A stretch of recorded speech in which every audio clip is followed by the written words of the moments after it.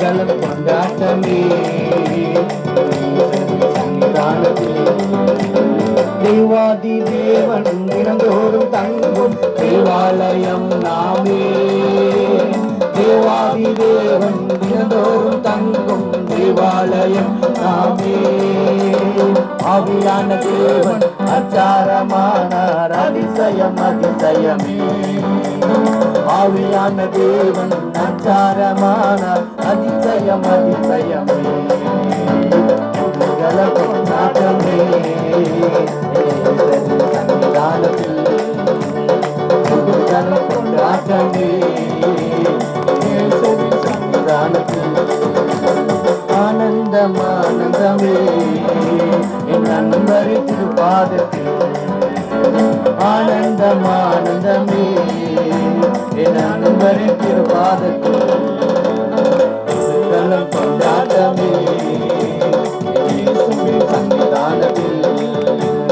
குதூகலம் கொண்டாட்டமே சன்னிதானத்தில். கடைசியாக இந்த ஒரே ஒரு சரணத்துக்கு நம்ம பாடுவோம்.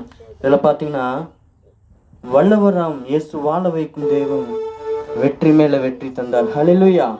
அடுத்ததாக ஒரு மனமாய் கூடி ஓசன்னா பாடி ஊரெல்லாம் கொடியேற்றுவோம். ஹல்லேலூயா. இந்த நாளில நம்மள இயேசுப்பா ஒருங்கிணைத்திருக்கிறார். ஹல்லேலூயா. இது நம்மளுடைய பிளானே கிடையாது. நேற்று தினத்துல சாதாரணமாக தான் நம்ம என்ன பண்ணோம், இன்னைக்கு என்ன பண்ணலாம், எல்லாரும் சேர்ந்து பண்ணலாம் அப்படிங்கும்போது, அதே நேரம் மாமாவும் வந்திருக்காரு, திருச்சியிலேருந்து வந்திருக்கிறாரு. இன்னைக்கு அருமையாக ஒரு டிஃப்ரெண்ட்டாக இருக்க போகுது இன்னைக்கு. அதுக்காக நம்ம தேவனை நன்றி சொல்லுகிறோம். ஏன்னா இது எந்த ஒரு பிளானுமே கிடையாது. ஆனால் ஏசப்பா திட்டமிட்டாருன்னா அது ஏற்ற நேரத்தில் சரியான நேரத்தில் எல்லாமே நடக்கும். 1 மணி நேரத்திற்கு முன்பதாக வரைக்கும் இந்த இடம் இந்த மாதிரி கிடையாது. ஆனால் ஏசப்பா அந்த நியமித்த அந்த நேரத்துல நம்ம எல்லாரும் இந்த இடத்துல நம்ம அசம்பிள் ஆயிருப்போம். ஹல்லேலூயா. ஹல்லேலூயா. எல்லாரும் ஒவ்வொரு பகுதியிலேருந்து வந்திருப்போம். நம்ம இங்கேயே கிடையாது, எல்லாருமே ஒவ்வொரு பகுதியிலேருந்து வந்திருக்கோம். ஆனாலும் ஏசப்பாவுடைய திட்டம். ஹல்லேலூயா. ஹல்லேலூயா. பாடலாமா? கடைசியாக வல்லவராம் இயேசு வாழ வைக்கும் தெய்வம் வெற்றி மேல வெற்றி தந்தார். வல்லவராம் இயேசு வாழ வைக்கும் தெய்வம் வெற்றி மேல வெற்றி தந்தார். ஒரு மனமாய் கூடி ஓசன்னா பாடி ஊரெல்லாம் கொடியேற்றுவோம். ஒரு மனமாய் கூடி ஓசன்னா பாடி ஊரெல்லாம் கொடியேற்றுவோம். குதூகலம் கொண்டாட்டமே சன்னிதானத்தில். குதூகலம் கொண்டாட்டமே சன்னிதானத்தில். ஆனந்தம் ஆனந்தமே என் நண்பரை திருப்பாதத்தில். ஆனந்தம் ஆனந்தமே என் நண்பரை திருப்பாதத்தில். ஹல்லேலூயா. ஹல்லேலூயா. அப்படியே ஹல்லேலூயா. அப்படியே கர்த்தரை கொஞ்ச நேரம் ஸ்தோத்திரம். ஹல்லேலூயா. அவர் நல்லவர், அவர் நல்லவர், அவர் நல்லவர். அவரை துதியுங்கள், அவர் நல்லவர். தாவீது சொல்றார், கர்த்தரை நான் எக்காலத்திலும் ஸ்தோத்திரிப்பேன், அவரை துதிக்கிற துதி எப்பொழுதும் நாவில் இருக்கும் என்று சொல்றார். ஆக அப்படியே அவருடைய பேர் நாம் ஸ்தோத்திரம் பண்ணுவோம். கர்த்தர் நமக்கும் நல்லவராகவே இருக்கிறார். கர்த்தர் நமக்கு வல்லவராகவே இருக்கிறார். கர்த்தர் நமக்கு போதுமானவராக இருக்கிறதுக்காக ஸ்தோத்திரம் பண்ணுவோம். இதயத்தின் ஆழத்திலிருந்து ஸ்தோத்திரம். ஹல்லேலூயா. ஓ நன்றி நன்றி நன்றி நன்றி நன்றி நன்றி சுவாமி, நன்றி சுவாமி, நன்றி சுவாமி. நன்றியோடு உம்மை துதிக்கிறேன், நன்றியோடு உம்மை ஸ்தோத்திரிக்கிறேன். என் ஜீவாதிபதியே உம்மை ஸ்தோத்திரிக்கிறேன், ஜீவனுள்ள தெய்வமே உம்மை ஸ்தோத்திரிக்கிறேன். ஹல்லேலூயா. ஆண்டவரே, அக்கிரமங்களில் கிடந்த எங்களை மீட்டெடுத்தவரே உம்மை ஸ்தோத்திரிக்கிறோம். பாவியாய் இருந்த எங்களை ஆண்டவரே ஸ்தோத்திரிக்க கரையை கொடுத்து வாங்கினவரே உம்மை ஸ்தோத்திரிக்கிறோம். ஹல்லேலூயா. ஹல்லேலூயா. எல்லாம் ஸ்தோத்திரம் பண்ணுவோம். ஹல்லேலூயா. ஹல்லேலூயா. இருதயத்தின் ஆழத்துக்கு ஸ்தோத்திரம் பண்ணுவோம். அவரை நோக்கி பார்ப்போம். அவரை நோக்கி பார்த்தவங்க எல்லாரும் பிரகாசம் அடைந்தார்கள். அவருடைய முகங்கள் வெட்கப்பட்டு போகவே இல்லை. ஹல்லேலூயா. ஓ ஷமாரி வாரா துராகரசியா. ஓ நமர் ஷிமனோவா. ஹல்லேலூயா. மானாசிகலதோஸ். நன்றியோடு உம்மை துதிக்கிறேன் கர்த்தாவே, உம்மை ஸ்தோத்திரிக்கிறேன் கர்த்தாவே. உம்முடைய நாமத்தை மகிமைப்படுத்துகிறேன் ஆண்டவரே. ஹல்லேலூயா. எங்கள் மத்தியில் அசைவாடுகிறவரே உம்மை உம்மை ஸ்தோத்திரிக்கிறேன். எங்கள் மத்தியிலே வாசம் பண்ணுகிறவரே உம்மை ஸ்தோத்திரிக்கிறேன்.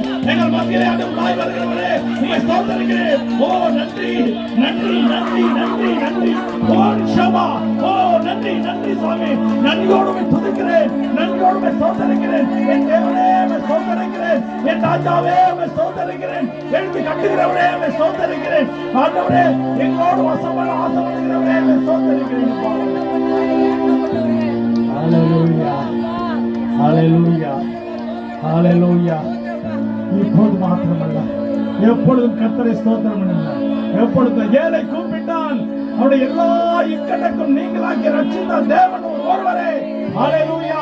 அவர் எளியவனை குப்பையிலிருந்தும் சிறியவனை புழுதியிலிருந்தும் உயர்த்தி அவனை பிரபுக்களோடும் அதிபதிகளோடும் அமர பண்ணுகிற தேவனுக்காய் ஸ்தோத்திரம் பண்ணுவோம். ஹalleluya. நன்றி செலுத்துகிறோம், நன்றி செலுத்துகிறோம்.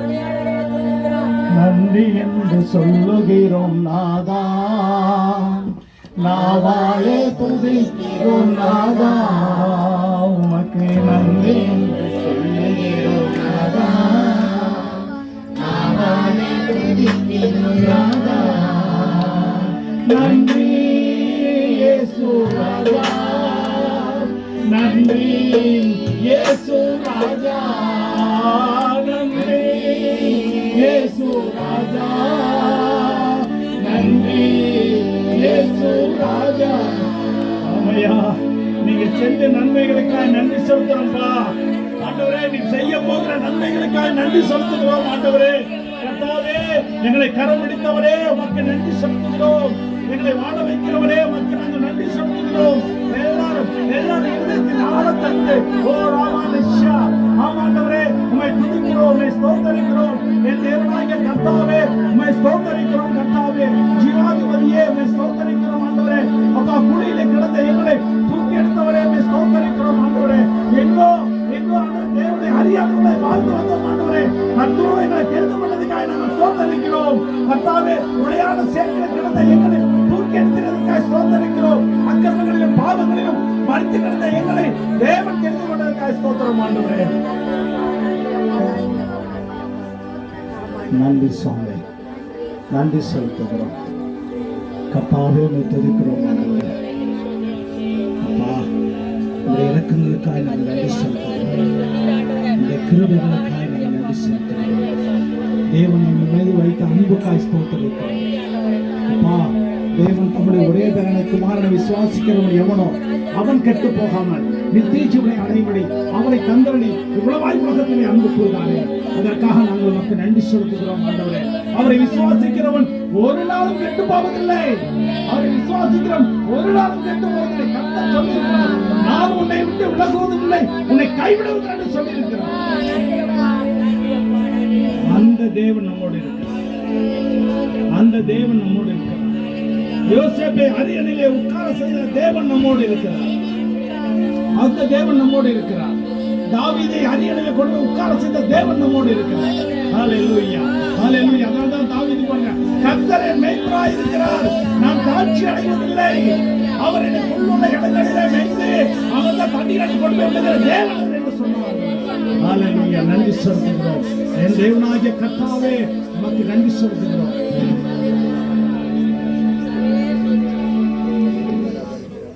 மகா கிருபையும் இரக்கம் நிறைந்த நல்ல ஆண்டவரே, தேவன் எங்கள் மத்தியிலே அசைவானத்துக்காய் ஸ்தோத்திரிக்கிறோம். கர்த்தர் எங்கள் பாடல் பகுதியை ஆசீர்வதித்தாங்க, அதற்காக நன்றி சொல்கிறோம். இன்னும் நாங்கள் துதிக்கணும் ஆண்டவரே. நீங்கள் செய்த நன்மைகள் ஏராளமாக, நீங்கள் தந்த கிருபைகள் தாராளமாக கொடுத்துருக்கீங்க. இன்னும் நாங்கள் எவ்வளோ துதிக்கணும் ஆண்டவரே. நன்றி செலுத்துகிறோம் ஐயா. காலங்கள் போதாது, எங்கள் வயதெல்லாம் போகாது ஆண்டவரே. அப்பா நீங்கள் தூங்கி கொண்டே இருக்கலாம் ஆண்டவரே. கர்த்தாவே உங்களுடைய நாமம் மகிமைப்படுவதாக. தேவன் எங்கள் மத்தியில் அசைவானதுக்காக நாங்கள் நன்றி செலுத்துகிறோம். இந்த கிருபைகளுக்காக ஸ்தோத்திரம். இன்னும் எஞ்சிருக்கிற பகுதியை ஆசீர்வதித்தாங்க. இயேசு கிறிஸ்து நாமத்தில் ஜெபிக்கிறேன் ஜீவனுள்ள பிதாவே. உட்காருங்க.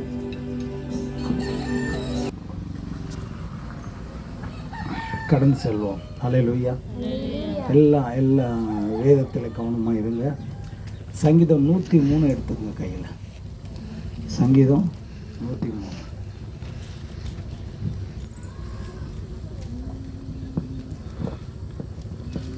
சங்கீதம் 103 எடுத்துக்கிட்டீங்களா? முதல்ல வாசிக்கட்டுமா? யாரோ ஒருத்தர் ஃபுல் சங்கீதத்தை மாறி மாறி வாசிப்போம். மனம் வாசிங்க. நமக்கு செய்யாமலும் நம்முடைய அக்கிரமங்களுக்கு தக்கதாக நமக்கு சரி கட்டாமலும் இருக்கிறார். பூமிக்கு வானம் எவ்வளவு உயரமாய் இருக்கிறதோ அவருக்கு பயப்படுவர்கள் மேல் அவருடைய கிருபையும் அவ்வளவு பெரிதாய் இருக்கிறது. மேற்குக்கும் கிழக்குக்கும் எவ்வளவு தூரமோ அவ்வளவு தூரமாய் அவர் நம்முடைய பாவங்களை நம்மை விட்டு விலக்கினார். தகப்பன் தன் பிள்ளைகளுக்கு இறங்குகிறது போல கர்த்தர் தமக்கு பயந்தவர்களுக்கு இறங்குகிறார். நம்முடைய உருவம் இன்னதென்று அவர் அறிவார். நாம் மண் என்று நினைவு கூறுகிறார். மனுஷருடைய நாட்கள் புல்லுக்கு ஒப்பாய் இருக்கிறது. வெளியின் புஷ்பத்தை போல் பூக்கிறான். அதன் மேல் வீசின உடனே அது இல்லாமல் போயிட்டு போன வாரம் என்னன்னு தெரியலையே அப்படியே ஆயிரும். அதுபடிக்கு இது என்ன செய்யணும்? முழு இருதயத்துக்குள்ளே வச்சுக்கணும். முழு இருதயத்துக்குள்ளே வச்சுக்கணும். அடுத்து அதனால தான் நான் இந்த பொறுமை உங்களுக்கு நான் சொல்கிறேன். இப்போது இந்த சங்கீதத்தையும் சங்கீதம் இருக்கட்டும் இல்லை, டோட்டல் சங்கீதம் 180 சங்கீதம். அதில் எத்தனை பேர் எழுதியிருக்காங்க தெரியுமா? அதில் தாவீது அதிகமான சங்கீதம் 70 சங்கீதங்கிறது எழுதியிருக்கிறாரு. அடுத்து மோசே ஒரு 2 சங்கீதம் எழுதியிருக்கிறாரு. ஆசாப் என்கிறதான ஒரு ஆலய பாடகன், அவங்க அண்ணன் தம்பி 3 பேர். அவங்க இல்லை, அவர் தான் ராகத்தலைவன் சொல்லப்பட்டவர். அவர் தான் அந்த நம்ம ரொம்ப பேர் நினச்சிருப்போம் அது கர்த்தரை குறிக்கிறது அப்படின்னு சொல்லிட்டு. ராகத்தலைவன் அவர் தான் அந்த ஹெட் ஆஃப் த டிபார்ட்மெண்ட். அந்த ஒர்ஷிப்க்கும் மற்றபடி அந்த மியூசிக்கும் அவர் தான் என்ன செய்யுது, ஒரு டிபார்ட்மெண்ட்டுக்கு ஹெட் ஆஃப் தி அவர் தான். புரியுதா? யார்? ஆசாப். அவர் லேவி கோத்திரத்தை சேர்ந்தவர். அப்படி இருக்கும்போது அவர் அந்த மாதிரி ஒரு இடத்துல அவர் இருக்கிறார். அவருக்கு ஒப்புவிக்க மாட்டார், அவர் அங்கீகரிக்கணும்.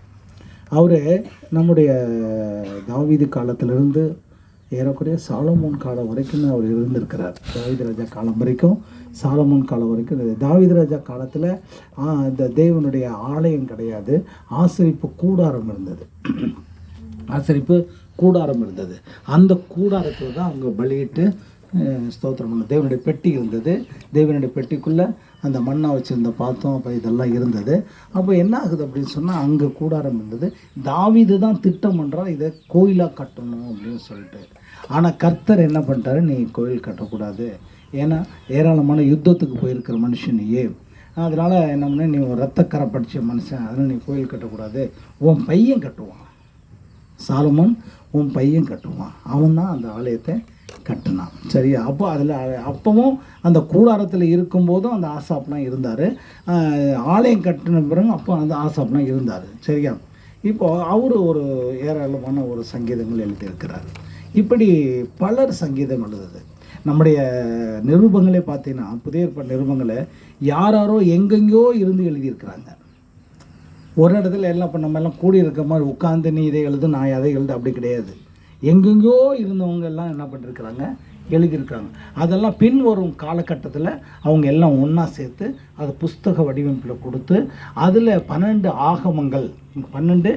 ஆகமங்கள் என்னன்னா, அது கர்த்தரை மகிமைப்படுத்தாத ஆகமங்கள் அப்படி சொல்லி அதை எடுத்துட்டோம். அது நம்ம 500-600 வருஷத்துக்கு முன்னாடி. இப்போது அதிலிருந்து என்ன பண்ணுறாங்க, சில ஆகமங்கள் ஆர்சிக்காரங்க வச்சுருக்குறாங்க. சிலது இருக்கும், நீங்கள் அதை பார்த்தா அவ்வளோ பெருசாக இருக்குல்ல, அது ஆர்சி பைபிள் பார்த்துருக்கீங்களா, பெருசாக இருக்கும், அதில் இருக்குது. அப்போது அவங்க வச்சுருக்குறாங்க. நம்ம அது வேண்டாம், கர்த்தரை மகிமைப்படுத்தாத எந்த ஒரு விஷயமும் பைபிளில் வேணான்னு சொல்லிட்டு நம்ம சட்டத்தின் பிரகாரமாக சட்டத்துக்குட்பட்டு இது பண்ணிட்டாங்க. சரி, இப்போது இப்போ இந்த 103 சங்கீதம் ஏன் சங்கீதம் எடுக்கணும் அப்படின்னு சொன்னால், சங்கீதத்தில் 3 விஷயங்கள் இருக்குது. ஒன்று ஜெபம் இருக்குது. சங்கீதம் முழுசுமே ஜெபம் இருக்குது. தேவனே உங்களுடைய கிருபையின்படி எனக்கு இறங்கும் அப்படின்னு சொல்லி இதில் சங்கீதம் 51 சொல்கிறார். யார்? தாவீது. தேவனே உங்களுடைய கிருபையின்படி இறங்கும் அப்படின்னு சொல்லிட, உமது மிகுந்த இரக்கங்கள் படி எனக்கு இறங்கும் அப்படின்னு சொல்லிட்டு என்ன செய்கிறாரு, அந்த ஜபத்தின்படி இருக்கிறார். அது ஒரு ஜெபம். சங்கீதங்கள்லாம் ஒரு ஜெபம். 2வது சங்கீதங்கள்லாம் பாடல். பெர்க்மான்ஸ் எழுதின எல்லா பாட்டுமே சங்கீதத்திலேருந்து எடுத்தது. அதிகமாக சங்கீதம் எடுத்தது நிருபங்கள்லேருந்து எல்லாம் எடுத்திருக்காங்க. ஆனால் சங்கீதத்தில் அதிகமாக எடுத்திருக்காங்க.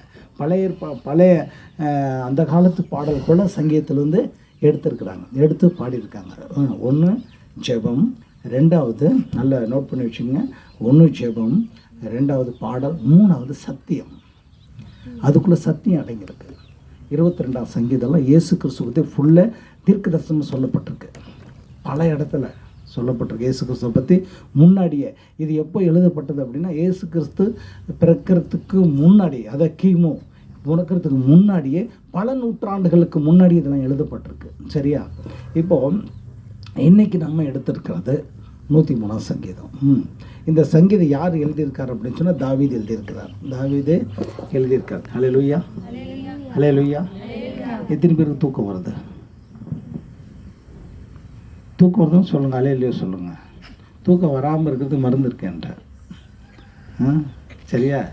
இப்போது இந்த சங்கீதத்தில் என்ன சொல்கிறது? ஒரு வசனம் வாசிங்க. என் ஆத்துமாவே கர்த்தரை ஸ்தோத்திரி, என் முழு உள்ளமே அவருடைய பரிசுத்த நாமத்தை ஸ்தோத்திரி. அப்போ யாருக்கிட்ட யார் சொல்கிறா?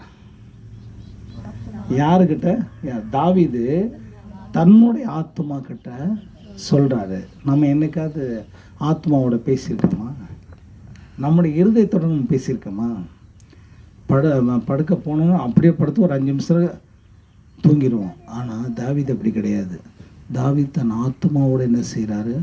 பேசுவோம். கர்த்தர் இன்னைக்கு இந்த நாளில் நமக்கு என்னென்ன செஞ்சார்? கர்த்தர் என்னென்ன செஞ்சார்? அவரை நாம் துதிக்க வேண்டாமா? ஸ்தோத்தரிக்க வேண்டாமா? அப்படின்னு சொல்லிட்டு அவர்கிட்ட அந்த இருதயத்தோடு பாடி பேசிகிட்டு இருப்பார். என் ஆத்மாவே நீ கர்த்தரை ஸ்தோத்திரி. ஆத்மாவே கேட்குதா? ஆத்மாவே நீ கர்த்தரை ஸ்தோத்திரி. அப்போ ஆத்மா கேட்கும், எதுக்காக ஸ்தோத்திரமா? சரியா? ஆனால் ஸ்தோத்திரம் பண்ணுறது எப்படி? ஸ்தோத்திரம் பண்ணுறது எப்படி அப்படின்னு சில பேர், கர்த்தாவே மே துதிக்கிறோம் துதிக்கிறோம் துதிக்கிறோம் துதிக்கிறோம் ஸ்தோத்திரம் ஸ்தோத்திரம் ஸ்தோத்திரம் ஸ்தோத்திரம். சும்மா இருறா, சத்தம் விடாமறா. கர்த்தாவே மிஸ் இப்படி துதிக்கிறவங்க இருக்கிறாங்க இல்லையா? இப்படி துதிக்கிறவங்க. அது என்ன துதி? அது உதடல துதிக்கிறது. சில பேர் உபாசப்பட்டு ஜெபம் பண்ணுவாங்க. ஜெபம் பண்ணும்போது பார்த்தீங்கன்னா உள்ளார போட்டு உபாசம் பண்ண, ஆண்டவரே உமக்கு ஸ்தோத்திரம் ஸ்தோத்திரம் அப்படின்னு சொல்லி ஜெபம் பண்ணிகிட்டே இருப்பாங்க. அவங்க வீட்டுக்காரம்மா என்ன பண்ணுவாங்க? வெளியே வெங்காயம் வாங்கிட்டு இருப்பாங்க. வெங்காயக்காரன் சொல்லுவான் 30 ரூபாங்க கிலோ அப்படின்னும் போது இந்த அம்மா என்ன பண்ணுவோம்? 30 ரூபாயா? சரி கிலோ அப்படின்னா அவர் உள்ளே இருந்து என்ன பண்ணுவார்? வாங்காத வாங்காத வாங்காத, 30 ரூபாய்க்கு வாங்காத, மார்க்கெட்டில் 20 ரூபாய்க்கு தரான். புரியுதா? இதெல்லாம் முழு இருதயத்தோடு துதிக்கிறது கிடையாது. அதாங்க தாவீது சொல்கிறாரு, என் ஆத்துமாவே நீ கர்த்தரை ஸ்தோத்திரி. எப்படி ஸ்தோத்திரம் பண்ணணும்? எப்படி ஸ்தோத்திரம் பண்ணணும்? முழு இருதயத்தோடு ஸ்தோத்திரம் பண்ணணும். யோவான் 4ஆம் அதிகாரத்தில் எடுக்க வேணாம் 4ஆம் அதிகாரத்தில் அவர் சொல்கிறாரு, ஒரு சமாரிய பெண்ணுக்கிட்ட கர்த்தர் சொல்கிறாரு, கர்த்தரை துதிக்கிறது முழு இருதயத்தோடு முழு ஆத்மாவோடு உண்மையோடு கர்த்தரை துதிக்கணும் அப்படின்றாரு. எங்கே தொழுது கொள்கிறோம் அப்படின்றது முக்கியம் கிடையாது. எந்த இடத்துல தொழுது கொள்கிறோம் அப்படின்றது முக்கியம் கிடையாது. புரியுதா? நல்ல பெரிய பங்களா மாதிரி கட்டி அதில் லைட் சீரியஸ் எல்லாம் போட்டு அங்கே துதிக்கிறது, அங்கேயும் துதிக்கலாம், இங்கேயும் துதிக்கலாம். தாவீது, எலியா, எசேக்கியா, அப்புறம் எலிசா, இவங்கள எங்கே துதிச்சாங்க? காடுகள் மலைகளில் துதிச்சாங்க. யோவான் ஸ்நானகர் எங்கே துதிச்சார்? காடுகளில் துதிச்சார். ஹல்லேலூயா. ஸோ எங்கே துதிக்கிறோம் அப்படின்னு முக்கியம் கிடையாது, எப்படி துதிக்கிறோம். புரியுதா? எப்படி துதிக்கிறோம், என்ன மாதிரி துதிக்கிறோம். அப்போ எப்படி துதிக்கணும்? பைபிள் சொல்லி கொடுத்துருக்கு. முழு இருதயத்தோடு துதி, முழு உள்ளத்தோடு துதி, எந்த சிந்தனையும் வேண்டாம். சில பேர் சபைக்கு வந்த பிறகு கேஸ் ஆஃப் பண்ணலாம் இல்லையா அப்படின்னு ஒன்று வரும். கேஸு ஆஃப் பண்ணனா இல்லையா அப்படின்னு சரி வரும். ஒன்றும் வேணாம், ஒன்றும் செய்ய வேணாம். அது கேஸ் திறந்திருந்தாலும் ஒன்றும் ஆகாது. ஹல்லேலூயா. நீ கர்த்தரை துதி. நீ என்ன பண்ண? கர்த்தர் துதி. கர்த்தர் பார்த்துப்பார். அது அவருடைய டிபார்ட்மெண்ட்டு. நம்ம அவர் துதிக்க மாட்டோம்ல, அவர் அங்கே போயிடுவார். அவருடைய டிபார்ட்மெண்ட் அவர். ஒரு சமயத்தில் 2 நாட்டுக்கு சண்டை. அது சமீபத்தில் கொஞ்சம் 10 வருஷம் முன்னாடி நடந்தது. அப்போது அந்த அம்மா அவங்க என்ன பண்ணாங்க, அவங்க டிவியில் பார்க்குறாங்க, அவங்க வீட்டுக்கு பக்கத்தில் குண்டு விழுகுது, எல்லாம் நடக்குது, பிரச்சனை நடக்குது. ஆனால் இவங்க முடிச்சுட்டு அவங்க இந்த சண்டை நடக்குதுன்றதுக்காக அவங்க இந்தியாவுக்கு வந்திருக்கிறாங்க. என்ன பண்ணுறது, நம்ம வீடெல்லாம் போயிருக்குமோ என்னமோ தெரியல அப்படின்னு சொல்லிட்டு யாரையும் ஃபோன் பண்ணால் யாரும் இல்லை, ரெஸ்பான்ஸ் இல்லை. சென்னை சண்டையெல்லாம் முடிஞ்சதுக்கப்புறம் இவங்க வீட்டுக்கு போனால் பக்கத்து வீடு உளுந்து கிடக்கு, இந்த பக்கம் வீடு உளுந்து கிடக்கு, இந்த பக்கம் வீடு உளுந்து கிடக்கு. ஆனால் அவங்க வீட்டுக்கு ஒரு சேதாரமும் இல்லை. அல்லேலூயா சொல்லுவோமா? அல்லேலூயா. கர்த்தர் நல்லவர் தானே. இப்போ அவங்களுக்கு எப்படி இருக்கும்? எப்படி துதிக்க தோணும்? எப்படி ஸ்தோத்தரிக்க தோணும்? எப்படி தோணும்? கர்த்தாவே உம்மை துதிக்கிறேன் ஆண்டவரே, உம்மை ஸ்தோத்தரிக்கிறேன். துதிப்போமா? சாதாரணமாக கர்த்தா கண்களை மூடி ஸ்தோத்திரம் பண்ணுவோம். கர்த்தாவே உம்மை துதிக்கிறோம் ஆண்டவரே. அப்படித்தாப்பா எவ்வளோ யுத்தங்கள் நடக்குது, எவ்வளோ போராட்டங்கள் நடக்குது, எவ்வளோ கலவரங்கள் நடக்குது, எவ்வளோ காரியங்கள் நடக்குது. ஆனாலும் கர்த்தர் எங்களை பாதுகாத்து கொண்டு வந்திருக்கீங்கப்பா ஆண்டவரே. நேற்று இருந்த இவ்வளோ பேர் இன்னைக்கு இல்லை சாமி, ஆனால் எங்களை ஜீவனோடு வச்சிருக்கீங்கப்பா, எங்களை ஜீவனோடு வச்சிருக்கீங்க சாமி. அப்பா உண்மை துதிக்கிறோம், ஸ்தோத்தரிக்கிறோம் ஆண்டவரே. எந்த வித மோசம் போகாமல், எந்த வித பாதிப்பு ஏற்படாமல், எந்த விதமான ஆண்டவரே எங்களுக்கு எந்த வித சேதம் ஏற்படாமல் கர்த்தர் எங்களை தெரிந்து கொண்டதுக்காக, கர்த்தர் எங்களை பாதுகாத்ததுக்காக நன்றி செலுத்துறோம். அடுத்தது சொல்றாரு, அவருடைய பரிசுத்த நாமத்தை ஸ்தோத்திரி. அல்லேலூயா. அவருடைய பரிசுத்த நாமத்தை ஸ்தோத்திரி. அந்த பரிசுத்த நாமம், அந்த நாமத்துக்கு யார் பயப்படுவாங்க தெரியுமா? பிசாசு பயப்படுவான், பயங்கரம் பயப்படுவான். இயேசுவின் நாமத்தில் அப்பாலப்போ சாத்தானே அப்படின்னு ஓடிக்கிடுவான். ஒரு முறை துறையூர் பக்கத்தில் ஒரு ஊர், ஒரு கிராமம்.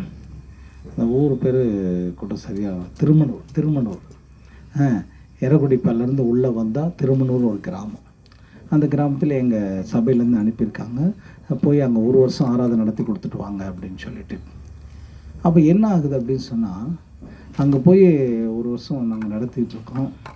நான் காலைல ஆராதனை அங்கே முடிச்சுட்டு, எங்கள் ஊரில் கிராமத்தில் முடிச்சுட்டு அங்கேருந்து பஸ் ஏறி, ஒரே ஒரு பஸ் தான் துறையில் வந்து நினைக்க, அதில் ஏன்னா 1 மணி நேரத்தில் கொண்டு போய் அங்கே இறக்கி விட்டுருவாங்க. நான் வரத்துக்கு முன்னாடியே வயசானவங்க எல்லாம் ரொம்ப ஒரு 10-15 பேர் வந்து அந்த இடத்துல உட்காந்துருப்பாங்க, கர்த்தரை துதிக்கிறதுக்காக உட்காந்துருப்பாங்க. அப்படி உட்காந்து இவங்க கர்த்தரை துதிச்சிட்டே இருக்கிறாங்க. இருக்கும் ஒரு அம்மா என்ன பண்ணிச்சு, அப்படியே முடியெல்லாம் அவுத்து கூட டைன்னு ஆடிக்கிட்டே இருந்துச்சு.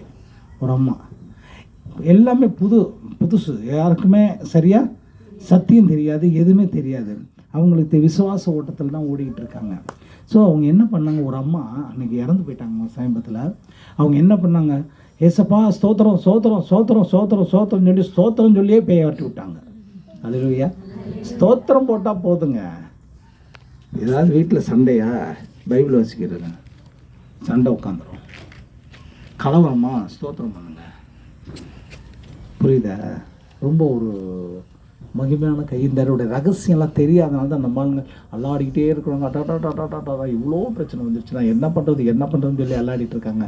ரகசியம் இது தான். குடும்பத்தில் பிரச்சனையா, 1 மணி நேரம் அப்படியே உட்காந்து ஜெபம் பண்ணுங்கள், ஸ்தோத்திரம் பண்ணுங்கள்.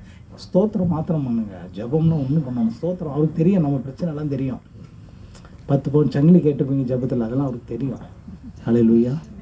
ரைட்டா? அதெல்லாம் அவருக்கு தெரியும். ஏற்ற வேலை 100 பவுனோ கொடுப்பாரு, ஆனால் அதை சாப்பிட முடியாது, அதான் பிரச்சனை. இப்படி இருக்கும்போது என்ன ஆகுது அப்படின்னு சொன்னால், கர்த்தர் நம்ம என்ன சொன்னால் ஸ்தோத்திரம் பண்ணோம். ஒரு சண்டை அப்படின்னா பைபிள் வாசிக்க உட்காந்துருக்கணும். தொடர்ந்து பைபிள் படிக்கலை அப்படின்னு சொன்னால் உங்களுக்கு சத்தியம் தெரியாமல் போயிடும். சத்தியம் தெரியாமல் போச்சு அப்படின்னா பிசாசு தூக்கிட்டு போயிடுவான். தொடர்ந்து பைபிள் படிக்கணும். தொடர்ந்து ஏதோ ஞாயிற்றுக்கிழமை ஆராதனைக்கு மட்டும், இங்கே ஞாயிற்றுக்கிழமை ஆராதனை முடித்தோடனே கொண்டு போய் இந்த பைபிளை வச்சிடுறது. அப்புறம் மறுவாரம் ஞாயிற்றுக்கிழமை காலையில் தேடுறது, இங்கே தானே வச்சேன், என்னாச்சு, வச்ச இடத்துல இருக்குதா, இந்த நீ இருக்கிற வரைக்கும் இந்த வீட்டில் ஒன்றும் இருக்காது அப்படின்னு அங்கே ஒரு திட்டு. இப்படிலாம் சொல்லிட்டு காரணம் என்ன, 1 வாரம் பைபிள் படிக்கலை. அப்புறம் பிசாசு வராமல் வேறு யார் வருவா? கொஞ்சம் சிந்திச்சு பாருங்கள், யார் வருவா? பைபிள் படித்தா பைபிளுக்குரியவர் வருவார், இருதயத்திலே வருவார், நம்ம வீட்லேயும் வருவார். அப்போ நம்ம பைபிளே படிக்கலை அப்படின்னு சொன்னால் யார் வருவா? ஹலோ, வரும்ல? அப்போ என்ன செய்யணும், பைபிள் வாசிக்கணும் டெய்லி குறைஞ்சது.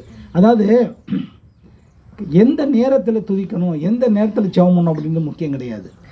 உனக்கு நேரம் கிடைக்கிற நேரத்தில் ஜெபம் பண்ணு, கிடைக்கிற நேரத்தில் பைபிள் வாசி, கிடைக்கிற நேரத்தில் கர்த்தர் துதி. தானியேல் தினமும் 3 நேரம் ஜெபம் பண்ணார். ஆனால் அவர் பேர் என்ன தெரியுமா? இடைவிடாமல் நீ ஆராதித்த தேவன் உன்னை தப்புவிக்க வல்லவராக இருந்தாரா? ஆனால் அவர் ஜெபம் பண்ணது 3 நேரம் தான். ஆனால் சொல்கிறது என்ன, எப்படி அங்கே எடுத்துக்கொள்ளப்படுகிறது? இடைவிடாமல் நீ ஜெபித்த அந்த கர்த்தர் உன்னை சிங்க கபிலிருந்து காப்பாற்ற வல்லவராக இருந்தாரா அப்படின்னு பதில் என்ன வருது தெரியுமா? ராஜாவே நீர் என்றும் வாழ்க. அல்லேலூயா. ராஜாவே நீ என்றும் வாழ்க. அந்த நாமம் அவ்வளோ பெரிய நாமம், பரிசுத்த நாமம் அது. அல்லேலூயா. அந்த பரிசுத்த நாமத்தை உச்சரிங்க. ஆண்டவரே, இன்னைக்கு நான் வேலைக்கு போகிறேன், இன்னைக்கு நான் ஸ்கூல் போகிறேன், இன்னைக்கு நான் இதுக்கு போகிறேன். கர்த்தா உங்கள் நாமம் என்னோடு வரட்டும். நீங்கள் என் கூட வாங்க, உங்கள் சமூகம் என்னோடு வரட்டும். நீங்கள் என்னோட வாங்க. நான் யாரு கூடயும் சண்டை போடக்கூடாது. யாராவது அடித்தா அல்லேலூயா 2-1 பார்த்துடணும். என்ன செய்யணும்? 2-1 நானா அவனை பார்த்துடணும். அல்லேலூயா. எப்படி தானே? அடித்தாலும் வாங்கிக்கணும். அல்லேலூயா. என் மேலே தப்பு இல்லைண்ணே, நீங்கள் தான் அடிக்கிறீங்க, சாரிண்ணே, தப்பாக இருந்தால் மன்னிச்சிங்கண்ணே, கொஞ்சம் பேசி நீங்கள் பாட்டு வாங்க, அவர் பேசிக்குவார். நீங்கள் அடிச்சிட்டிங்கன்னு வச்சிங்க, அவர் போயிடுவார். அல்லேலூயா. புரியுதா? அப்போது என்ன செய்யணும் அப்படின்னா, அவருடைய நாமத்தை ஸ்தோத்திரம் பண்ணணும். கர்த்தாவே நீர் இவர் ஆபிரகாம் தன் மகனை பலியிடும்போது என்ன சொன்னார்? யெகோவா ஈரே, எல்லாத்தையும் பார்த்துக்குவார், எல்லாத்தையும் பார்த்துக்குவார். யெகோவா ஈரே, யெகோவா ஷாலோம், யெகோவா ஷம்மா, ஒவ்வொன்றும் ஒவ்வொரு அர்த்தம் இருக்குது. அல்லேலூயா. அப்போது என் ஆத்துமாவே கர்த்தரை ஸ்தோத்திரி, என் முழு உள்ளமே அவருடைய பரிசுத்த நாமத்தை ஸ்தோத்திரி. அடுத்த 2வது வசனம் என்ன சொல்லுது? என் ஆத்துமாவே கர்த்தரை ஸ்தோத்திரி, அவர் செய்த சகல உபகாரங்களை மறக்காதே. அவர் என்ன செஞ்சிருக்கிறார்? கர்த்தர் என்ன செஞ்சிருக்கிறார்? அல்லேலூயா.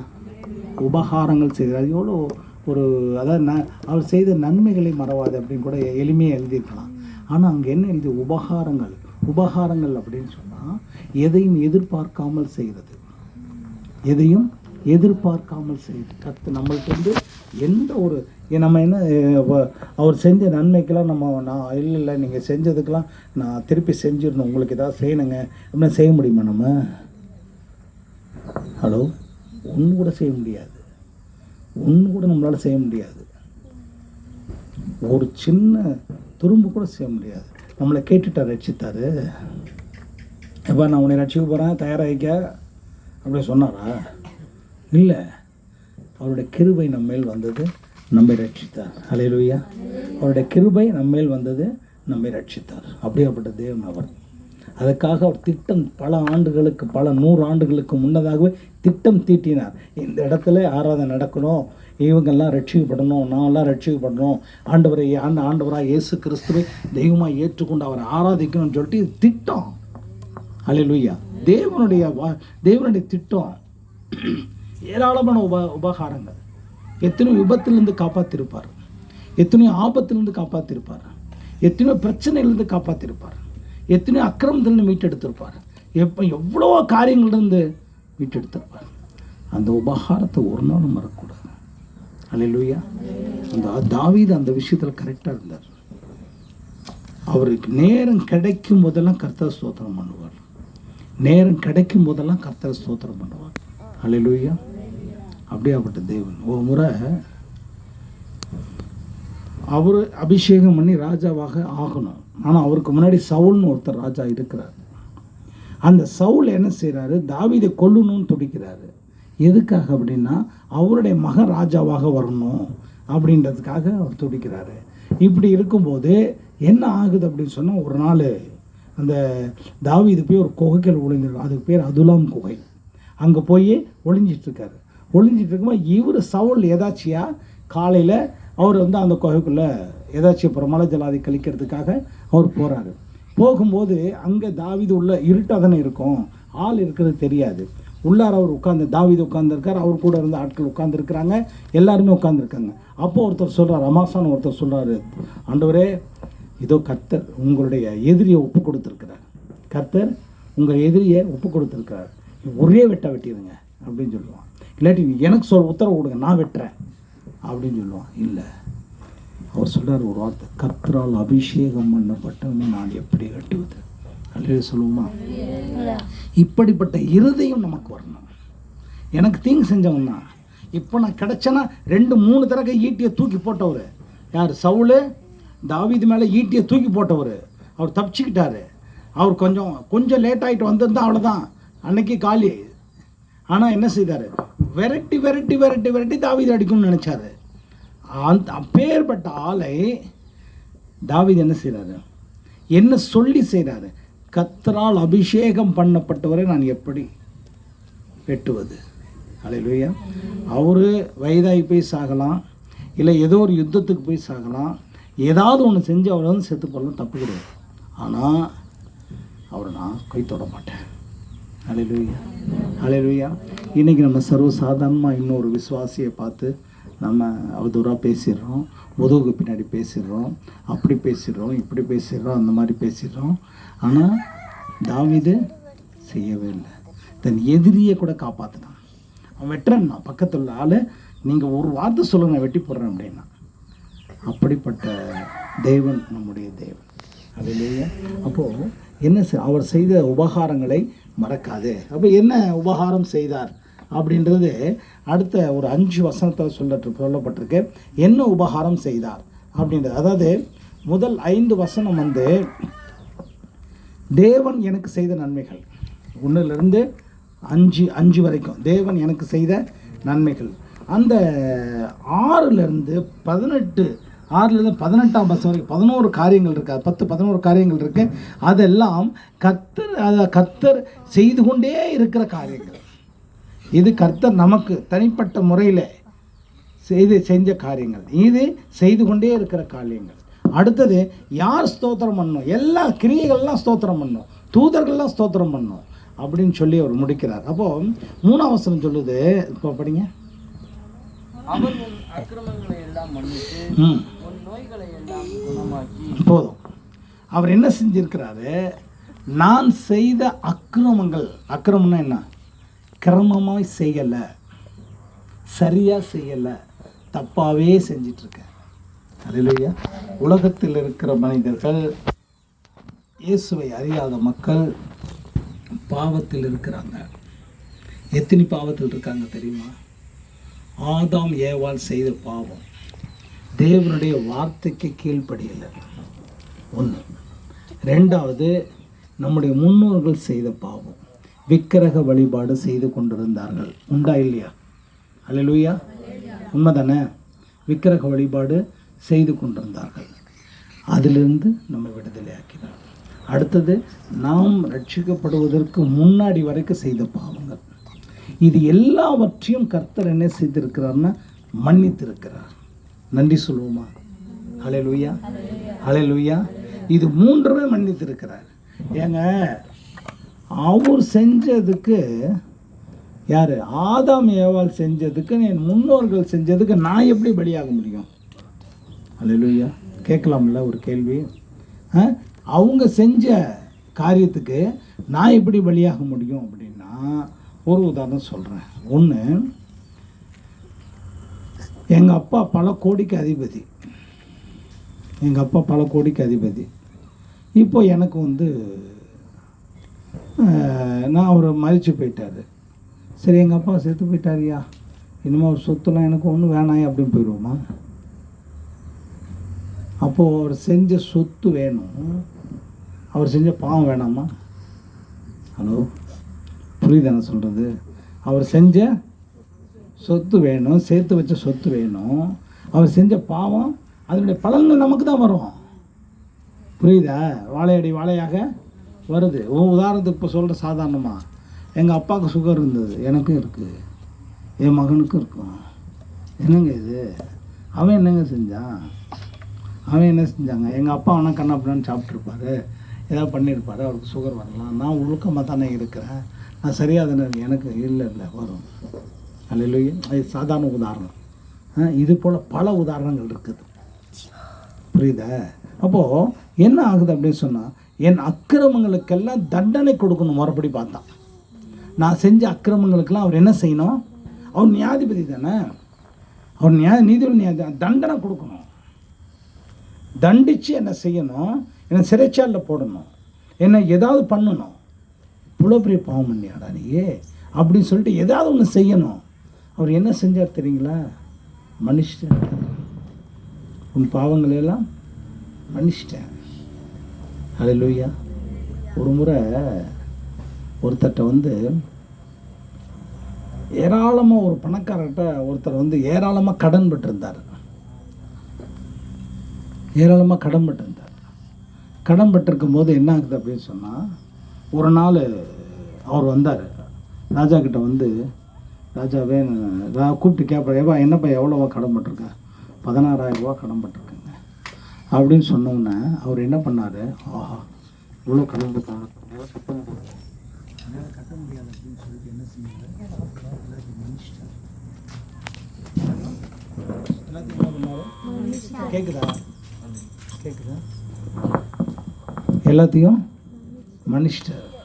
மன்னிச்சிட்டு என்ன செஞ்சார்? அப்போது அடுத்தது இவன் ஒரு 2 ரூபா ஒரு 2,000 ரூபா இன்னொருத்தனுக்கு கொடுத்துருந்தான். அவனை போய் பிடிச்சி ஏய் காசு கொடுறான் இல்லாட்டி சிறைச்சாலையில் நெருக்கினதுனால அவர் என்ன செஞ்சார், அவனை சிறைச்சாலையில் போட்டார் இன்னொருத்தனை. அப்போ அந்த முதலாளி கேள்விப்பட்டு என்ன செஞ்சார், அவனை கூப்பிடுறாரு. அவனை ஏன்டா 16,000 ரூபாய் நான் உனக்கு மன்னிச்சேன், உங்ககிட்ட வாங்கின ஒருத்தர் 2,000 ரூபாய் மன்னிக்கூடாதா அப்படின்னு சொல்லி என்ன பண்ணார், சிறைச்சாலையில் போட்டார். என்ன உள்ளே போயிடுவோமா, அப்படி உட்காந்துக்கோமா, ஒரு நிமிஷம் ஒரு 5 நிமிஷம் அங்கே உட்காந்துட்டோம்னா அப்புறம் 1 மணி நேரம் பேசலாம். சரியா? பயப்படக்கூடாது.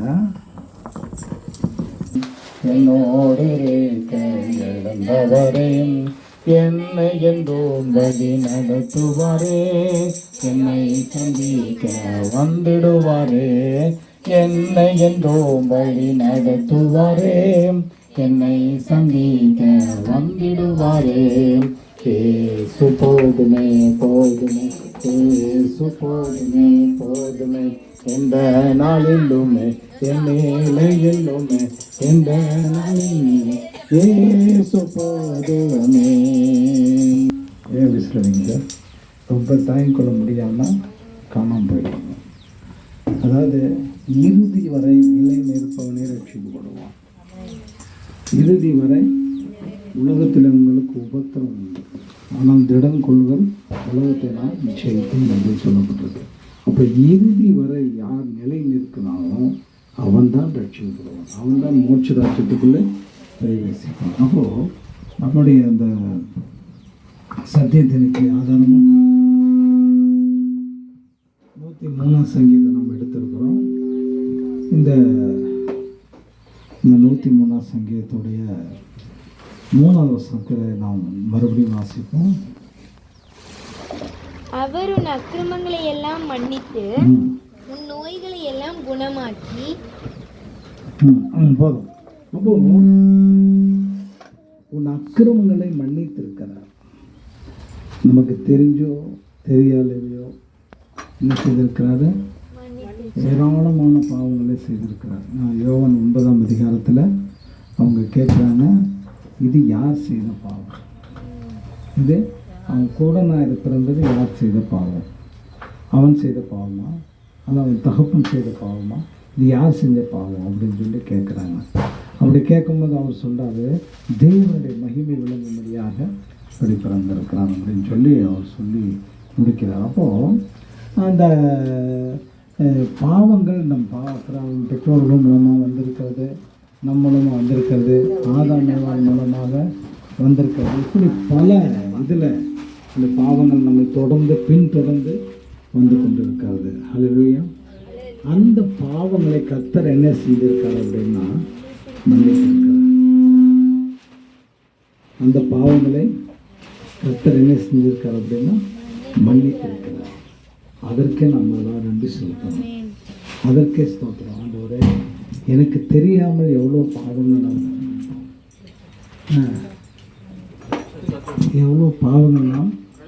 என்ன பண்ணியிருப்போம். அப்போ அந்த பாவங்களெல்லாம் மன்னிச்சிட்டிங்களே, அவ்வளோ அக்கிரமங்கள் எல்லாம் மன்னிச்சிட்டிங்களே, சில பேர் இருக்காங்க, அவங்க செஞ்ச பாவங்களே தெரியும். சில பேருக்கு அவங்க செஞ்ச பாவம் அவங்களுக்கு தெரியும். இந்த வெள்ளைக்காரர்கள் இருக்க பார்த்தீங்களா, வெள்ளைக்காரெல்லாம் உண்மையை அப்படியே சொல்லுவான், சாட்சி தான். புரியுதா? உண்மையை அப்படியே சொல்லுவான், சாட்சியாக சொல்லுவான், உண்மையை அப்படியே சொல்லுவான், இதுதான் நடந்தது அப்படின்னு சொல்லிட்டு. நம்ம ஆளுங்க சாட்சி சொல்லுவோம், கொஞ்சம் ஸ்கேன் பண்ணி கொஞ்சம் கட் பண்ணி நல்லதை மட்டும் சொல்லிவிட்டு இந்த இதெல்லாம் சொல்ல மாட்டாங்க. ஆனால் வெள்ளைக்காரன் அப்படி கிடையாது. அவன் ஓப்பன் ஹார்ட் உள்ளவன். அவன் தெளிவாக, ஆமாம் இதை அந்த பாவம் நான் பண்ணேன், இந்த தப்பு பண்ணேன், இந்த அக்கிரமம் பண்ணேன் அப்படின்னு சொல்லிட்டு தெளிவாக சொல்லுவான். அந்த லோய்யா. அப்போது அதெல்லாம் நம்ம நினச்சி பார்த்தோம் அப்படின்னு சொன்னால், அதனால் அந்த அக்கிரமங்களை எல்லாம் மன்னித்தார். இப்போது ஒரு அக்கிரமம் பண்ணதுனால சில பேர் சீக்கிரமாக செத்து போயிடுறாங்க. வேதம் அதை சொல்லுது, துன்மார்க்கோட வழியும் அழியும் அப்படின்னு சொல்லிட்டு 1ஆம் சங்கீதத்தில் சொல்லப்பட்டிருக்கு. அப்போது அவர் என்ன செய்கிறார் அப்படின்னா, ஒரு 40 வயசுலேயே 35 வயசுலேயே ஏதோ ஒரு காரணம் வியாதி வந்து அது வந்து இது வந்து இறந்து போகிறாங்க. அப்போது என்ன சொல்கிறாங்க அப்படின்னா, நோய் வந்தது, பாவத்தினுடைய விளைவுகள். இந்த பாவத்துடைய விளைவுகள் தெரியாததுனால தான் இன்னைக்கு உலகத்தில் இருக்க மக்கள் அநேக பேர் தண்ணீரை போல குடிச்சிட்டு இருக்காங்க. புரியுதா? உலகத்தில் இருக்க மக்கள் பாவத்தை தண்ணீரை போல குடிச்சிட்டு இருக்காங்க. ஏராளமான பேர் பாவத்தை ரொம்ப விரும்பி செய்கிறாங்க. ஏராளமான பேர் பாவத்தை விரும்பி செய்கிறாங்க. அதாவது அதை வந்து எப்படின்னா, அதை தான் பைபிள் தெளிவாக சொல்லப்பட்டிருக்கு, தண்ணீரை போல குடிக்கிறாங்க. நான் சாராயம் குடிக்கிறது சொல்ல, அது ஒரு பாவம் தான்.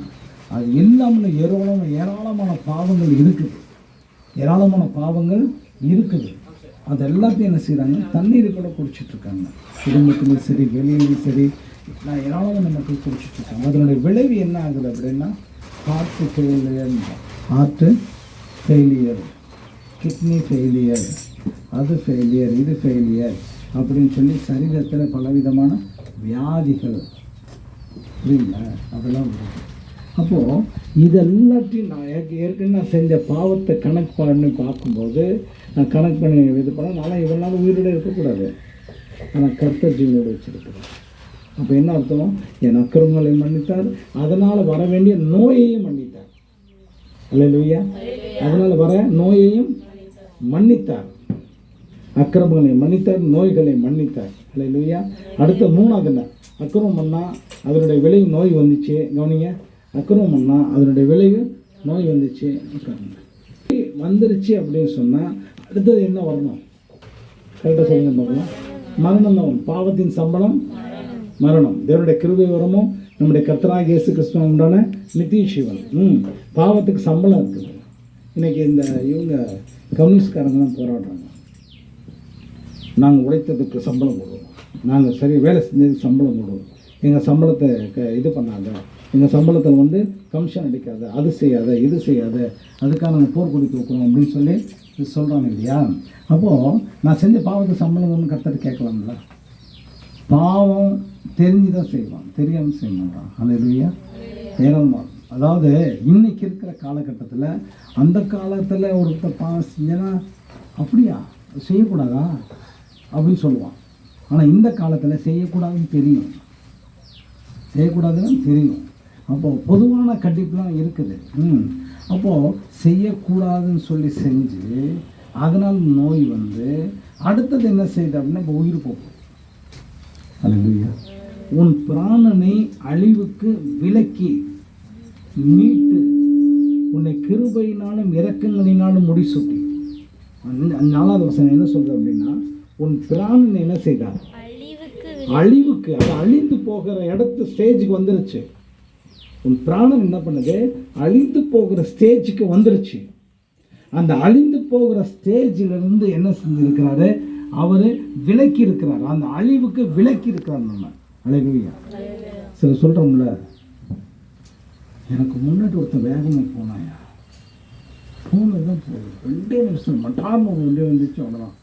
அதுக்காக ஆக்சுவலாக என்ன செஞ்சிச்சுன்னா, என்னையை தாண்டி போனான். அப்போ நான் தான் போயிருக்கணும், என்னையை தாண்டி போனேன். நான் தான் அங்கே போய் ஆக்சிடெண்ட் ஆகிருக்கணும், நான் தான் அங்கே மாட்ட வேண்டிய ஆள். ஆனால் அவன் என்ன பண்ணிட்டான்?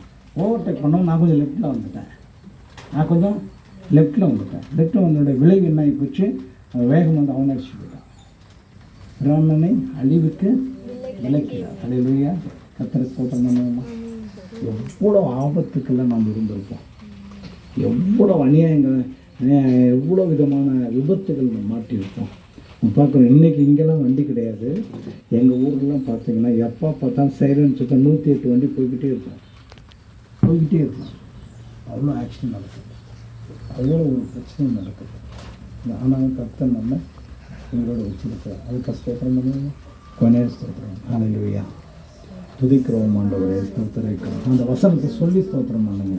கர்த்தாவே, என் அக்கிரமங்கள்லாம் மன்னித்ததுக்காய் ஸ்தோத்திரிக்கிறோம் கர்த்தாவே. என் பாவங்கள்லாம் மன்னித்ததுக்காய் ஸ்தோத்திரிக்கிறோம் கர்த்தாவே. என் அநியாயங்கள்லாம் மன்னித்ததுக்காய் ஸ்தோத்திரிக்கிறோம் கர்த்தாவே. ஆண்டவர், நான் செய்யக்கூடாத பாவங்கள்லாம் செஞ்சுருக்கேன் ஆண்டவரை, அதெல்லாம் எனக்கு மன்னித்ததுக்காய் ஸ்தோத்திரம் கர்த்தாவே. எவ்வளோ அக்கிரமங்கள் மன்னிருக்கேன் அதற்காய் ஸ்தோத்திரம் ஆண்டவரே. எவ்வளோ ஆண்டவரே பாவங்கள் செஞ்சுருக்கேன், அதுக்கெல்லாம் ஆண்டவரே நீங்கள் மன்னிச்சிருங்க அதற்காய் ஸ்தோத்திரம். நீங்கள் ஆண்டவரே அந்த காரியத்தை எல்லாம் மன்னிச்சதுக்காய் ஸ்தோத்திரிக்கிறோம் கர்த்தாவே. கர்த்தாவே உமக்கு நன்றி செலுத்துகிறோம். கர்த்தாவே உமக்கு நன்றி செலுத்துகிறோம். கர்த்தாவே உம்முடைய நாமத்தை மகிமைப்படுத்துகிறோம் ஆண்டவரே. ஐயா, அதனால் வர வேண்டிய நோய் எல்லாம் என்னை விலக்கி காத்தீங்களே, அதனால் அந்த பாவம் செஞ்சதுனால வர வேண்டிய நோய் என்னிடத்துல விலக்கி காத்தீங்களே, அந்த அப்படிப்பட்ட ஒரு காரியம் ஆண்டவரே என் வாழ்க்கையில் நடந்திருக்கணும். அநேக நோய்கள் வந்திருக்கணும், அநேக வேதனைகள் வந்திருக்கணும். என் வேதனைகளாக நான் உருவ குத்தி கொண்டிருக்கணும். இவ்வளோ பெரிய ஆண்டவரே நோய்கள்லாம் வந்திருக்கணும் சாமி. ஆனாலும் என் தேவனாகிய கர்த்தர் அதிலிருந்தெல்லாம் என்னை விலக்கி காத்தீங்க. இன்னைக்கு நான் உயிரோடு இருக்கிற சாமி. இன்னைக்கு நான் உயிரோடு இருந்து கர்த்தரை துதிக்கிறேன். இன்னைக்கு உயிரோடு இருந்து கர்த்தருடைய நாமத்தை மகிமைப்படுத்துகிறேன். இன்னைக்கு உயிரோடு இருந்து தேவனை துதிக்கிறேன். ஆண்டவரே உமக்கு நாங்கள் நன்றி செலுத்துகிறேன். கர்த்தாவே உம்முடைய நாமத்தை மகிமைப்படுத்துகிறேன். என் தேவாதி தேவனே உம்மை ஸ்தோத்திரிக்கிறேன். என் ராஜாதி ராஜாவே உம்மை ஸ்தோத்திரிக்கிறேன். கர்த்தாவே, என் பிராணனை அழிவுக்கு விலக்கி மீட்டினே இதற்காக ஸ்தோத்திரம் கர்த்தாவே.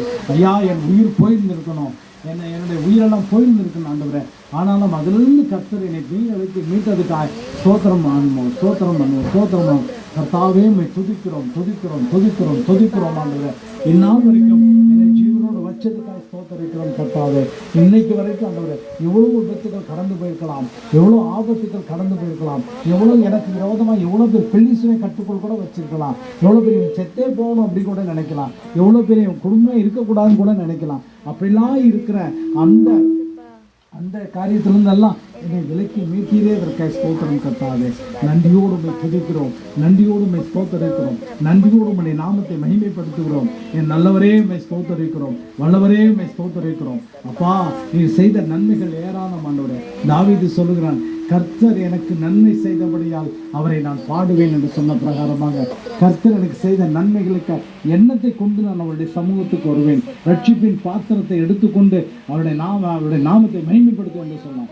அது அந்த பிராமணனை அழிவுக்கு மீட்டிருக்கிறதுக்காக ஸ்தோத்திரம். அடுத்தது, அழிவுக்கு விலக்கி மீட்டு உன்னை கிருபையினாலும் இரக்கங்களினாலும் முடிசூட்டி இருக்கிறார். அல்லேலூயா சொல்லுவோமா. நம்முடைய ஆண்டவருடைய கேரக்டரில், அதாவது அவருடைய குணாதிசயங்களில் ஒன்று என்ன அப்படின்னா, அவர் இரக்கமும் மன உருக்கமும் நீடிய சாந்தமும் மிகுந்த கிருபையும் உள்ள தேவன். ஏராளமான இடத்துல எழுதி, யோனால எழுதியிருக்கு, சங்கீதத்தில் எழுதியிருக்கு, ஏராளமான இடத்துல என்ன செஞ்சுருக்கு, அது எழுதியிருக்கு. ஹல்லேலூயா. அப்போது அவர் என்ன செஞ்சிருக்கார் அப்படின்னு சொன்னால், அதாவது என்னை கிருபையினாலும் இரக்கங்களினாலும் முடிச்சுட்டு. அந்த கிருபைனா என்ன அப்படின்னு சொன்னால், கிருபை இரக்கம் ரெண்டும் சேர்ந்து வரும். இல்லை அப்படின்னா கிருபை சத்தியம், இது ரெண்டும் சேர்ந்து வரும். இப்போது கிருபையும் இரக்கமும் வந்திருக்கு. இந்த கிருபை அப்படின்றது என்ன நம்ம சொல்லிடுறோம் உங்களுக்கு. ஒரு பெரிய பாலைவனம், நம்ம துபாய் இந்த மாதிரி நாட்டுக்கெல்லாம் போயிட்டோம்னா வெறும் பாலைவனம் தான், தண்ணியே கிடைக்காது, சுத்தமாக தண்ணி இருக்காது, தண்ணியே இல்லாத ஒரு இடம். அந்த இடத்துல அது என்ன செய்யுது அப்படின்னா வெறும் வனாந்தரம். அந்த இடத்துல கர்த்தர் என்ன செய்வாரு, ஒரு ஊற்று தண்ணியை உருவாக்கிட்டார். தண்ணியே உருவாக்க முடியாத இடம், அதுக்கு பேர் தான் பாலைவனம். தண்ணியே கிடைக்காத இடம், அதுக்கு பேர் தான் பாலைவனம். புரியுது? அதுக்கு பேர் தான் பாலைவனம். அந்த இடத்துல கர்த்தர் என்ன செஞ்சிருக்காரு, கிருபையா என்ன செஞ்சிருக்காரு, அந்த ஊற்றை உருவாக்கியிருக்காரு. ஊற்றை உருவாக்குனது மட்டுமல்ல, அங்கே ஏர் உழுது நடவு நடலாம். அந்த அளவுக்கு கட்டுற இதுதான் கிருபை. தண்ணியே கிடையாது, உனக்கு தண்ணியே கிடையாது, செய்யணும் அப்படின்னு சொல்லி செய்கிறது தான் கிருபை.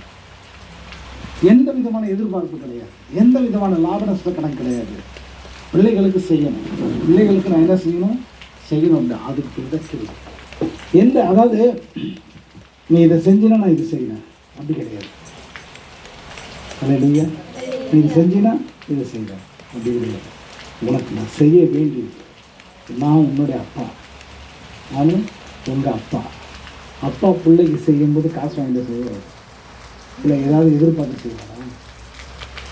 அப்பா செய்ய வேண்டியது செய்வார். அல்லேலூயா. அதான் கிருபை. இரக்கம், இரக்கம். ஒரு சில வண்டியில் ஆட்டோவில் எழுதியிருப்பாங்க, எல்லாத்தையும் மன்னிக்கிற ஒரே ஒரு ஜீவன் யாரா தாய் அப்படின்னு சொல்லி ஆட்டோவில் எழுதியிருக்கு. ஆனால் கர்த்தர் என்ன சொன்னாரு? சங்கீதம் 55, தகப்பனும் தாயும் உன்னை கைவிட்டாலும் நான் உன்னை விடமாட்டேன்னு சொல்றேன். அல்லேலூயா. பால் கொடுக்கிற தாயானவள் தன் பிள்ளையை மறக்கலாம், அவள் மறந்தால் நான் உன்னை மறக்க மாட்டேன் அப்படின்றார். அல்லேலூயா. பால் கொடுக்குற குழந்தைய தொட்டியில் போட்டு போயிடுறாங்க, எங்கேயோ வீசி எறிஞ்சிட்டு போயிடுறாங்க. இன்றைக்கி நடக்குதா? அந்த காலத்தில் வேணால் நடக்காம இருந்திருக்கலாம், இன்னைக்கு நடக்குது. எங்கேயோ தூக்கி எறிஞ்சிட்டு போயிடுறான். பெற்ற தாய் வேறு யாரோ கிடையாது, பெற்ற தாய் தான் தூக்கி எறிஞ்சிட்டு அவள் போயிடும். அவள் மறந்தாலும் நான் உன்னை மறப்பதில்லை. வசனங்கள் தேசாயில சொல்ல, நீ என்னால் மறக்கப்படுவதில்லை. மலைகள் விலகினாலும் பர்வதங்கள் நிலை பெயர்ந்தாலும் என் கிருபை உன்னை விட்டு விலகாது அப்படின்னு சொல்றாரு. அல்லேலூயா.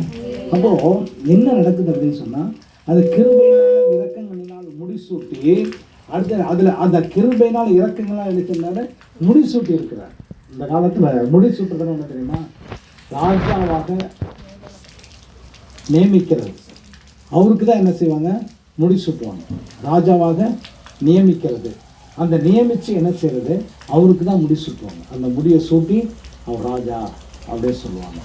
அப்படி அந்த மாதிரி நம்மளை என்ன வச்சிருக்கிறாரு? ராஜரீக ஆசாரிய கூட்டமாக வச்சிருக்கிறாரு. அந்த காலத்தில் என்னெல்லாம் கவனிங்க, அந்த காலத்தில் பலிபீடத்துக்குள்ளே நான் போக முடியாது. யார் போகணும் அப்படின்னா ஆசாரியர் மட்டும்தான் போகணும். ஆசாரியன் பிரதான ஆசாரியர் மட்டும்தான் உள்ளே போக முடியும். அது வருஷத்துக்கு ஒரு தடவை தான் போக முடியும். அப்படி இருந்த கட்டெல்லாம் இயேசு கிறிஸ்து மாற்றி திரைச்சீலையை 2ஆக கிழித்து நாம் எல்லாத்தையும் அபிஷேகம் பண்ணி ஆசாரியர் ஆக்கிட்டார். இப்போ நம்ம எந்த இடத்துல வேணாலும் இருந்துக்கிட்டு அப்பா பிதாவே உம்மை துதிக்கிறோம், உம்மை ஸ்தோத்திரிக்கிறோம் அப்படின்னு சொல்லலாம். அல்லேலூயா. எந்த இடத்துல வேணாலும் இருந்துக்கிட்டு நம்ம என்ன செய்யலாம்? கர்த்தரை துதிக்கலாம். ஆசாரிய கூட்டம் நம்ம அந்த 1 பேதுரு புஸ்தகம் 2ஆம் அதிகாரத்தில் அது இருக்குது. நம்ம ராஜரீக ஆசாரிய கூட்டம், பரிசுத்த ஜாதி, அவருக்கு சொந்த ஜனம், அவருக்கு நம்ம சொந்த ஜனம், அவருடைய சொந்தக்காரங்க நம்ம. அல்லேலூயா. ஏசப்பாவுக்கு நம்ம சொந்த ஜனம், சொந்தக்காரங்க. அப்போது என்ன சொல்கிறார் அப்படின்னு சொன்னால், அதாவது அந்த கிருபையினாலும் இரக்கங்களினாலும் முடிசூட்டி இருக்கிறார். முடிசூட்டுறது ராஜாவுக்கு தான் முடிசூட்டுவாங்க. இந்த கிரீடம் வைக்கிற ராஜாவுக்கு தான் வைப்பாங்க. அப்படிப்பட்ட கிரீடத்தை முடிசூட்டி இருக்கார். நம்ம என்னென்ன செஞ்சிருக்கிறாரு? ஃபர்ஸ்ட் என்ன செஞ்சிருக்காரு? என் அக்கிரமங்களை எல்லாம் மன்னித்தார், என் நோய்கள் எல்லாம் குணமாக்கினார், என்னை என்ன பிராணை அழிவுக்கு விலக்கி மீட்டார், என் கிருபையினால் இரக்கினாலும் முடிசூட்டி இருக்கிறார். அடுத்தது நன்மையினால் என் வாயை திருப்தியாக்க இருக்கிறார். அல்லேலூயா. அதான் தாவீது சொல்றாரு, நீர் எனக்கு நன்மை செய்தபடியா நான் உம்மை துதிப்பேன், என் வாய் நன்மையை பேசும். அல்லேலூயா. அல்லேலூயா. இந்த வாய் இருக்குது, நன்மையை சிந்திக்க, நன்மையை பேசணும், நல்லது பேசணும், நல்லது தான் பேசணும். அல்லேலூயா.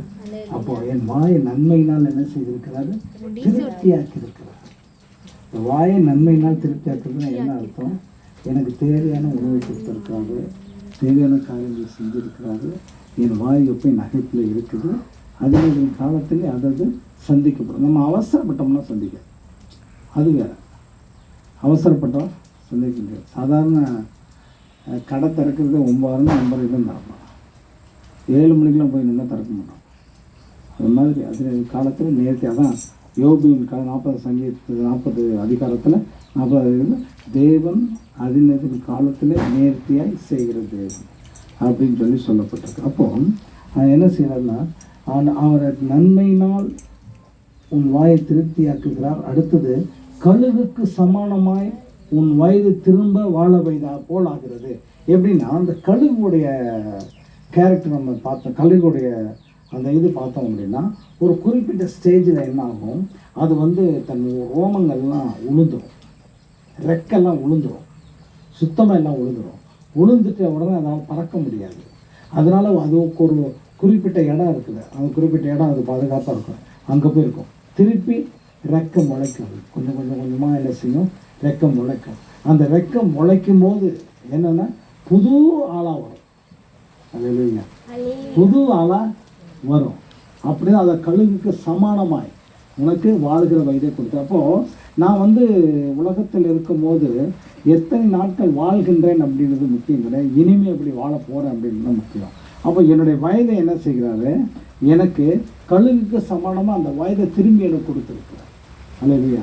ஏன்னா இந்த அக்கிரமங்கள்லாம் நான் இன்னைக்கு மன்னிக்கலைன்னு வச்சுங்க, இந்த அநியாயங்கள்லாம் மன்னிக்கலைன்னு வச்சுங்க, எனக்கு நான் செஞ்ச பாவங்கள்லாம் மன்னிக்கலைன்னு வச்சுங்க, நோய் வரும், மறிச்சு போயிடும், நோய் வரும், மறிச்சு போயிடும். ஆனால் கர்த்தர் என்ன செஞ்சுட்டா, எல்லாத்தையும் மன்னிச்சிருக்கிறேன், புது சிருஷ்டிப்பு. அதனால்தான் திரும்ப சொல்லுவாங்க, கிறிஸ்துவுக்குள் பிறந்து எவ்வளோ நாள் ஆச்சு உங்களுக்கு அப்படின்னு சொல்லுவாங்க. கிறிஸ்துவுக்குள் பிறந்து 3 வருஷம் ஆச்சுங்க, 10 வருஷம் ஆச்சுங்க, 2 வருஷம் ஆச்சுங்க அப்படின்னு சொல்லி அவங்க சொல்லுவாங்க. அப்போ கிறிஸ்துவுக்குள் நாம் என்ன செய்ய இருக்கணும். அல்லேலூயா. அப்போது இந்த 5 வசனத்தை நீங்கள் மறக்கக்கூடாது. இந்த கவனிங்க, இந்த 5 வசனத்தை நீங்கள் மறக்கக்கூடாது. இந்த 5 வருஷத்தை நல்லா ஞாபகம் வச்சுக்கோங்க. நான் இது எல்லாமே எடுக்கலான்னு பார்த்தேன், ஆனால் இந்த மழை நம்ம டிஸ்டர்ப் பண்ணுது. அதனால் நம்ம என்ன செய்யணும் அப்படின்னு சொன்னால், இந்த 5 வசனத்தோட சாராம்சம் 1 மணி நேரம் எடுத்துருக்கேன். மணி எவ்வளோ தெரியுமா? 6 மணி ஆகுது. 6 மணி ஆகப்போகுது. எத்தனை மணிக்கு ஆரம்பிச்சாங்க? 4 இருக்குமா? ஒரு 10-20 நிமிஷம் மழைக்கு போச்சாலும் மீதி நேரம்லாம் நம்ம என்ன பண்ணிட்டோம், சத்தியத்தை தான் நம்ம பேசியிருக்கோம். அப்படி இருக்கிறதுனால இந்த 5 வசனத்தை குறைஞ்சது 3/4 மணி நேரம் 1 மணி நேரம் எடுத்துருக்கோம். இது உங்கள் மனசு நல்லா பண்ணும். என் ஆத்மாவே கர்த்தரை ஸ்தோத்திரி, என் முழு உள்ளமே அவருடைய பரிசுத்தமான ஸ்தோத்திரி. முதல் சொன்னேன், என் ஆத்மாவே என் கர்த்தரை ஸ்தோத்திரி. ஏன் ஸ்தோத்திரம் பண்ண, எப்படி ஸ்தோத்திரம் பண்ண? முதல் வசனம், எப்படி ஸ்தோத்திரம் பண்ண? முழு உள்ளத்தோடு ஸ்தோத்திரம் பண்ண. ஏன் ஸ்தோத்திரம் பண்ண? அவர் செய்த உபகாரங்களை நான் என்ன செய்யக்கூடாது, அவர் செய்த உபகாரங்களை நான் மறக்காமல் என்ன சொன்னால் அவர் சொல்ல அதை நினைக்கணும். அது அப்போ என்னென்ன உபகாரம் செய்தார்? அவரும் அக்கிரமங்களை எல்லாம் மன்னித்து, அவரும் நோய்கள்லாம் குணமாக்கி, அப்போ உன் பிராணனை அழிவுக்கு விலைக்கு மீட்டு, உன்னை நன்மையினால் கிருபையினால் முடிசூட்டி, உன்னை என்ன செஞ்சிருக்காரு, இவ்வளோ ஒரு ராஜ்யத்துக்கு ஆசாரிய கூட்டமாக மாற்றிருக்கிறார். அதுக்கு நம்ம என்ன செய்யணும், கர்த்தர் நான் ஸ்தோத்திரம் பண்ணணும். அல்லேலூயா. ஸோ இன்றைக்கு இது போதும்னு நினைக்கிறேன். நல்ல போதுமா? மீது கர்த்தர் சுத்தமானால் அடுத்த நேரத்தில் வரும்போது உங்களோட நான் பேசுகிறேன். கர்த்தர் நம்ம ஆசீர்வதிக்கிறாங்க. அல்லேலூயா. தேவா அருமை ரட்சகரே, ஆவியானவரே, எங்கள் அப்பா பிதாவே, அன்பான தேவா அருமை ரட்சகரே, ஆவியானவரே, எங்கோ நான் வாழ்ந்தேன், அறியாமல் அலைந்தேன், என் இயேசு தேடி வந்தேன். எங்கோ நான் வாழ்ந்தேன், அறியாமல் அலைந்தேன், என் இயேசு தேடி வந்தேன். நெஞ்சார அழைத்து முத்தங்கள் கொடுத்து நிழலாய் மாறிவிட்டேன். ஐயா, நெஞ்சார அழைத்து கொடுத்து நிழலாய் மாறிவிட்டேன். நன்றி உமக்கு நன்றி அப்பா, நன்றி உமக்கு நன்றி எங்கள் அப்பா பிதாவே, அன்பான தேவா அருமை ரட்சகரே, ஆவியானவரே.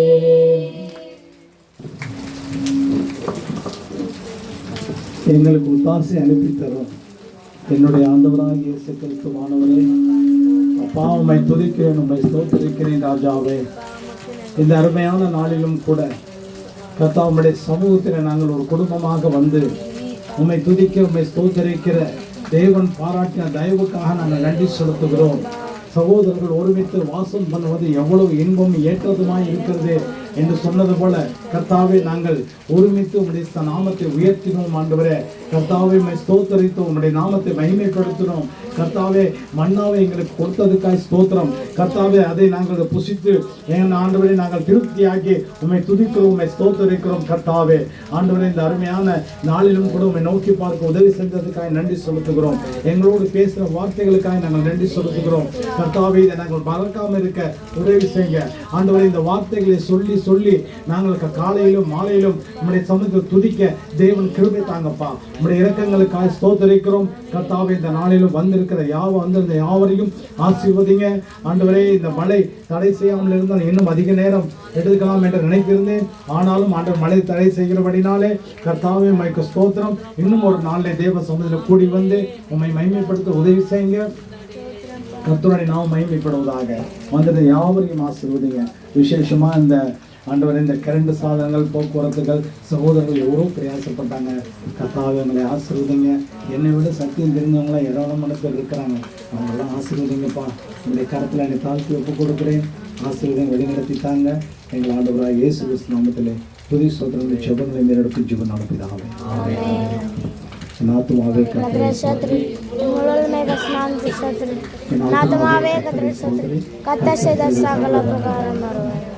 நம்முடைய கர்த்தராகிய இயேசு கிறிஸ்துவோட கிருபையும் பிதாவாகிய தேவனுடைய அன்பும் பரிசுத்தவான் அம்மனுடைய வைக்கணும் நம்மோடும் உலகில் இருக்கும் எல்லா பரிசுத்தவான்களும் நம்முடைய பாஸ்டர்களோடும் என்றைக்கும் இருப்பதாக. அல்லேலூயா. சென்று வாருங்கள். கர்த்தர்